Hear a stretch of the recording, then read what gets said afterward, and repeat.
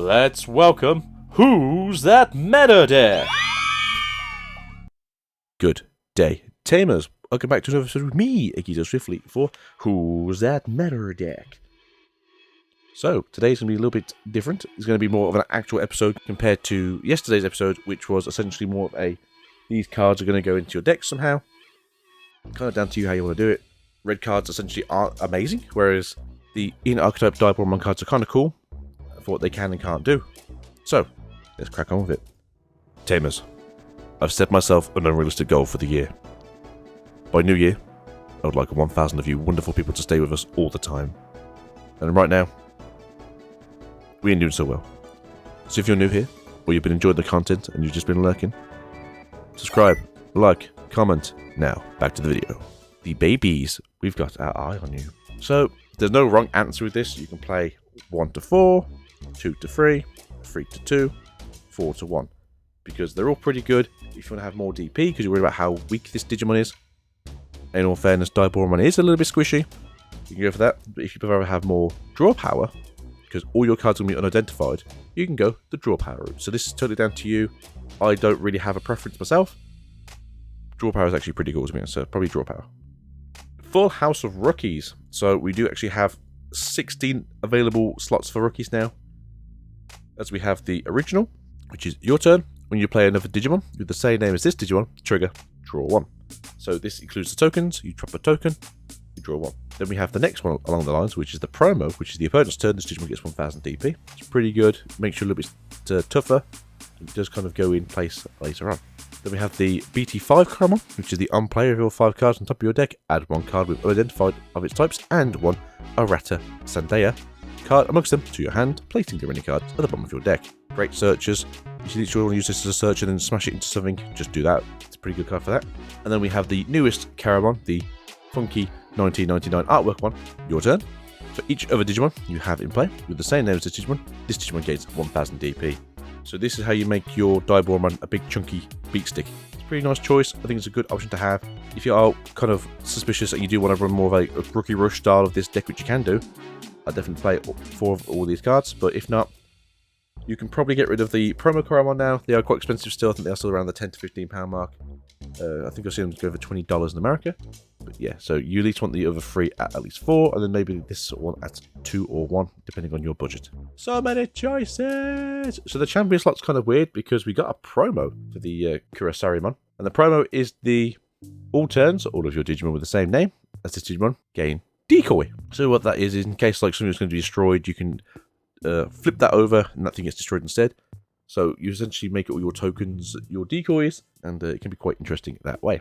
We do have the promo Kurosarimon, which is the blocker, and then when you attack you lose 2. Nothing amazing about this card. It is a 4 cost drop down 5,000 DP, so it's actually a nice throw down blocker to play. Also unidentified. Then you have the original Kurosarimon, which is your turn. When you play another Digimon with the same name as this, you gain a memory, which is actually pretty nice. We do have the anti-dilution effect BT5 Kurosarimon, which is the when Digivolving. If you don't have a Arata Sandaya card in play, you may play 1 card from your hand without paying its memory cost, which is pretty good. It's very good early game. It really depends on you how you want to play this. This used to be a 4 of in the Diaboromon deck we played for the series, but I do think maybe you want to drop it down to 2. But the inherited effect is fantastic, and that's your turn. All of your other Digimon with the same name as this Digimon gain Rush. All of the Diaboromon tokens will gain Rush. So there's a chance that you drop a Diaboromon down, you activate the Aratas then drop tokens, you then play another card that you add a token. There's a chance you can have 2 or 3 tokens on the field, they've all got Rush, bang, bang, bang, bang, bang. Then we have the new Kurosarimon, which is your turns once per turn, when one of your other Digimon with the same name as this Digimon is deleted, or suspend this Digimon. So yeah, you're swinging with your main one, hopefully it survives. Then you're swinging your tokens, hopefully one of those dies. Reactivate your Diaboromon and swing again. For how I'd like to play this deck, it's very awkward for me because you can actually have a blocker Diaboromon later in the game. So I think you probably run like 2 of the Rush ones, probably run 2 of the Kurosari with the gain memory, and then you probably go 2 of the Kurosari with the decoy, and you probably run 4 of the Kurosari with the when deleted unsuspend. If you did, you could probably just play 2 of each of these, and obviously you just use the Kurosaris here as just actual blockers. That's totally down to you. But these cards are all fantastic in their own rights, and they all do different things, which is actually really nice. Spoiled for choice. The ultimate lineup is a bit of a pain in the butt. So with the original, we have your turn when this Digimon digivolves into a Diaboromon in your hand, reduce the memory cost of the Digivolution by 1, which is fantastic. Does make things a lot easier for yourself. We have the promo one, which is on play, trigger Digivolve 1. Now this card's kind of sucky because it's a 7 cost to throw down. Digivolve is obviously a fantastic trait and skill. But the only reason why this could work is if you have... So this little tech option is the Zawert option. And that is you Digivolve your Diaboromon into Zawert, the promo one, because the promo one's actually a black card, not a white card like the rest of them are. You then Zawert, you then mill these out, you then throw them on the field for free, and your opponent basically just loses their swing for the turn. It's pretty good. I do like these. I think they are really good. But I do think we need to actually have a black Diaboromon in the actual mainline series, not just the promos, because those promos are very expensive. But if you're playing those promos, definitely look at playing Zawert as an option choice. Then we have the BT5, which is your Caramel can evolve into the Digimon from your hand for memory cost of 4, ignoring the Digivolution cost requirements. So yeah, you jump from level 3 to level 5, which is pretty cool, which could help you out later in the game. On deletion, you may play one Diaboromon token without paying its memory cost. So again, if we do delete, we get this. If we have another one with Rush on the field, fantastic, goes crazy. Then we have the new one, which is opponent's turn, once per turn, when the opponent's Digimon digivolves into a level 5 or higher Digimon, gain a memory. And then Infermon. All turns, all of your other Digimon with the same name as this Digimon get 2000 DP. So you can have 5k tokens, you give your own Diaboromon the extra 2k, so I think most of them are like 11, so it'll be 13. Nice to see, because that's the biggest issue you do have in Diaboromon decks, is that they are squishy. Very squishy, very weak, but they do have a lot of good effects. A face only a mother could love. So these are our options now for Diaboromon. As I said earlier, the promo one is a black one, while the rest of them are all white. So, the original Diaboromon. When attacking, you may play one Diaboromon token without paying its memory cost. Obviously, the attributes of the token. Then all turns when this Digimon would be deleted in battle, you may delete one of your other Diaboromons to prevent that from happening. Now that is literally battle, that isn't security effect. If it was security effect, that'd be obviously much better. But when attacking isn't once per turn, which means if you do have the inheritance effect where you can unsuspend and swing in, you can drop another token. If that token just so happens to have Rush, you can easily go for game. We then have the promo Diaboromon, which is your turn. For every Diaboromon you have in play, this Digimon gets security at +1. It does check itself, which means that every swing it does is already +1. It is only 11k, so hopefully having the ability to get a bit more DP on this Digimon would make things a little bit easier. We then have the BT5 Diaboromon, which is when digivolving. You may play one Diaboromon token without paying its memory cost. So again, just steps for the Diaboromon token, which are level 6 white Digimon with a memory cost of 14, 3000 DP, and are a Mega Form, unidentified type and unknown attribute. This is one of the cheaper Diaboromons. There's nothing terrible about this card itself.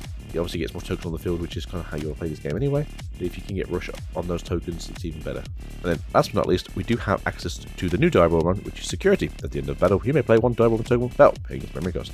Again, stat line here, this is quite nice to having your security more so just so you can throw tokens on the field. On the opponent's turn, all of your Diaboromon gain a locker. Again, that includes your tokens, which makes things a lot easier. If you're going to use this as like all your tokens now blockers, you don't have to run the Kurosori blocker. But that's down to you. I think it's also a good card. I think the funny thing about Diaboromon is all the different cards we have are all good in their own rights. So there's no real wrong answer. It's just whatever works for you or whatever works for the meta at that time and place. Now, as of recording this, we've just seen BT8 stuff drop. And as far as I'm aware, we do not have any more Diaboromon spot in the next 2 sets. EX2 could change that, but as it's mostly a Tamer's set, I don't think we'll be seeing any Diaboromon until at least BT9. But as that's the X-Antibody set, I don't think we'll be seeing anything probably till BT10 when we'll start doing things over again. Then we move on to the In Archetype Level 7, baby. Armageddon, it's a fantastic card. It's a 15k beat stick, delete one of your other Diaboromons, so a token, to then reduce its cost by 12, making it a free cost, and it gains Rush. Now, all turns when the Digivolution effects of a level 7 Digimon don't activate, so it just nullifies all of your Omnimon effects, as well as all your Chaosmon effects. I don't think Regner, the Wildmon, has an effect on Digivolution. Could do. It's been so long since I saw that card. But no, this card is fantastic. Hasn't changed, still a really good card, still a really good In-Archetype level 7, and hopefully not much is going to change. Then we have options. I didn't think of anything funny for this one, just because it is. But you do get a chance to do the Catastrophe Cannon, or the Ultimate Flare. Personally speaking, the Catastrophe Cannon is fantastic. Mwah! Love to see this card, it's kind of fantastic. Ultimate Flare's kind of a push-to-win card that's very expensive, and only really works amazingly with Rookie Rush things. But not all the time. But no, Catastrophe Cannon is fantastic, because it triggers Digivolve 2 on one of your opponent's Digimon. And then if you have a Diaboromon in play, you may play one token, and that's fantastic. Super easy option. Super 4 is that nice cost point where He's probably going to put you into your opponent's side of the field, but you basically just removed any chance of them having any real comeback by digivolving 2. And then possibly having the extra token on the field makes things very scary for your opponent, especially if you can crack back on the following turn with a Armageddonmon. And then the Tamer Choices. So it's kind of an awkward deck to pick because there are a few different Tamer choices you can have for this. In terms of your memory setter, I just think Ty is probably one of the better ones. But you could obviously put in here the Yosmon Tamer because she also lets you gain free memory. But the Errata Sandea is probably a 4 in this deck because you just want to have as many chances as you can at popping tokens onto the field, as well as having the extra memory if it's in your trash at the start of your turn. So it's always nice to have like 4 memory. Well, sorry, you go 3 with the tie, and then you get 4 with this, so you get 7 at the start of your turn if you somehow get that part in the game. And then when you play Diaboromon, turn them all, drop 4 tokens, and then they've all got Rush because you've got the inherited effect, and you go crazy and win for games. But, guys and girls, that is it for today. Thank you for being here for this one. Diaboromon still looks fantastic. It's still actually a really good deck. It's definitely more of the Rogue category than it has been in the past, but Rogue still can take games from meta decks. It does suffer against things like... I don't know what it suffers against. Suffers against like Gabubons and Agubons because they either pop things back to the hand or they will just trash something that's less than their own DP. So it can be quite awkward. It doesn't really have a bad setup against Musketeers, which is one of the other prominent decks in the set right now, and it kind of deals with Jezimon fairly well. But that's about it, guys. Thank you for being here. Peace out, goodbye, and as always, stay safe and keep on playing.